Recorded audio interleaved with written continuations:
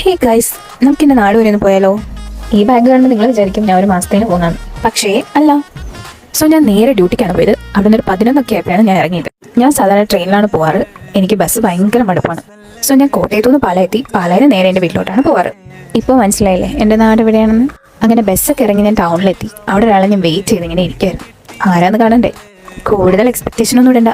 ഞാൻ എൻ്റെ അമ്മേനെ വെയിറ്റ് ചെയ്തിരുന്നതാണ് ഗൈസ്. ആകെ കൂടെ ഒരു ദിവസത്തെ ലീവിലാണ് ഞാൻ വന്നത്. അതുകൊണ്ട് എല്ലാ കാര്യം ഒന്ന് തന്നെ സെറ്റ് ആകാൻ വേണ്ടിയിട്ടാണ് അമ്മയുടെ അടുത്ത് ഞാൻ ഇങ്ങോട്ട് വരാൻ പറഞ്ഞത്. വന്നത് നേരെ നമ്മൾ പോയത് കുറച്ച് ഡ്രസ്സ് എടുക്കാനാണ്. 3-4 ഡ്രസ്സൊക്കെ എടുത്ത് അവിടെ നിന്ന് ഇറങ്ങി. വിസിറ്റ് എന്താണെന്ന് വെച്ചാൽ ഉച്ചയ്ക്ക് ഞാനൊന്നും കഴിക്കാത്തതുകൊണ്ട് എനിക്ക് നന്നായിട്ട് വിശക്കുന്നുണ്ടായിരുന്നു. അവിടെ നിന്ന് ഫുഡൊക്കെ കഴിച്ച് നേരെ ഇറങ്ങി കുറച്ച് അല്ലറ ചില്ലറ സാധനങ്ങളൊക്കെ വാങ്ങിക്കാൻ വേണ്ടി ഞാനിപ്പോൾ എൻ്റെ പോരാളിയുടെ കൂടെയാണ്. ഇതാണ് ഗൈസ് എൻ്റെ അമ്മ. പാവാണ് കേട്ടോ. ഞാൻ വീട്ടിൽ വന്നാൽ പിന്നെ അമ്മയ്ക്ക് റെസ്റ്റ് ഇല്ല. എനിക്ക് വേണ്ടി എന്തെങ്കിലും ഉണ്ടാക്കി തരണം എന്നാണ് അമ്മയുടെ മൈൻഡിലുള്ളത്. അതുകൊണ്ട് എന്താ അമ്മയ്ക്ക് റെസ്റ്റ് ഇല്ലായിരുന്നു. തിരിച്ചു പോയപ്പോൾ എൻ്റെ ബാഗിന് എന്നെക്കായി വെയിറ്റ് ആയിരുന്നു. അല്ലെങ്കിലും അമ്മയ്ക്ക് വേറെ ആരാ ഉള്ളത്? അങ്ങനെ നമ്മൾ 7 മണിക്ക് അടുത്തേന് വീട്ടിലെത്തി. നേരെ ഞാൻ ടി വിയുടെ മുമ്പിൽ കയറി. അപ്പോൾ okay, bye guys, love you all.